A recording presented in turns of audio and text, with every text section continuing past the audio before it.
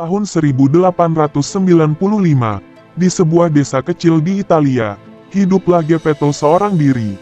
Dia hanya ditemani oleh kucing peliharaan bernama Figaro dan ikan hias bernama Cleo.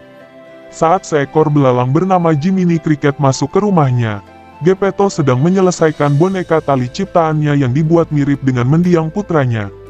Sebelum tidur, dia memanjatkan doa kepada bintang jatuh. Keajaiban pun datang. Boneka yang diberi nama Pinocchio itu pun hidup. Blue Fairy datang menyempurnakan keajaiban itu. Dia memberikan syarat kepada Pinocchio apabila dia ingin menjadi manusia seutuhnya, yaitu dia harus berani, jujur dan tidak egois.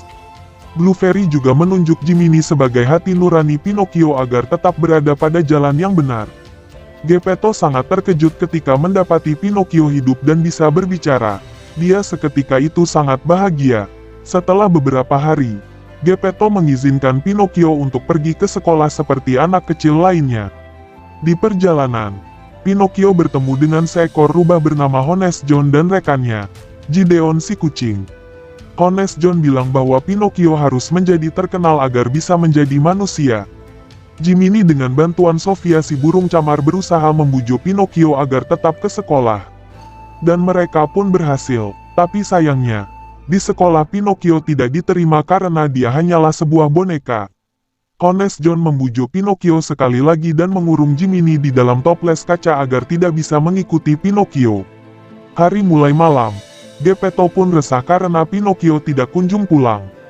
Bersama Figaro dan Cleo, dia mencari Pinocchio ke sekolah. Namun mereka gagal menemukan Pinocchio di sana. Pinocchio tampil dalam pertunjukan boneka milik Stromboli. Dia berteman dengan Fabiana dan bonekanya, Sabina.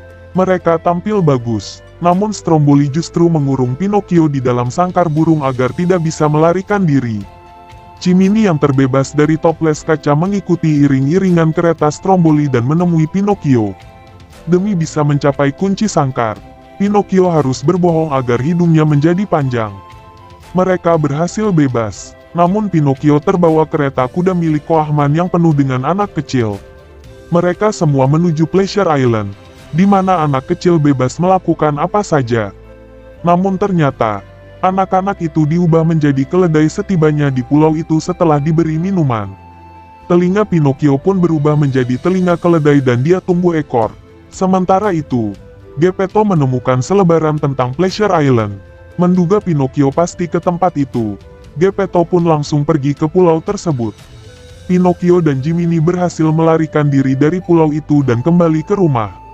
Namun mereka tidak menemui Geppetto. Bahkan seluruh jam dinding kesayangannya pun tidak ada yang tersisa. Sofia bilang bahwa Geppetto menjual semua jamnya agar bisa membeli perahu untuk menuju Pleasure Island. Bisakah Pinocchio mengejar Geppetto sebelum sampai di pulau mengerikan itu? Lalu, dengan cara apa Pinocchio hendak menyusul ayahnya itu? Simak terus keseruan petualangan Pinocchio hingga selesai dan temukan jawabannya yang penuh dengan keharuan.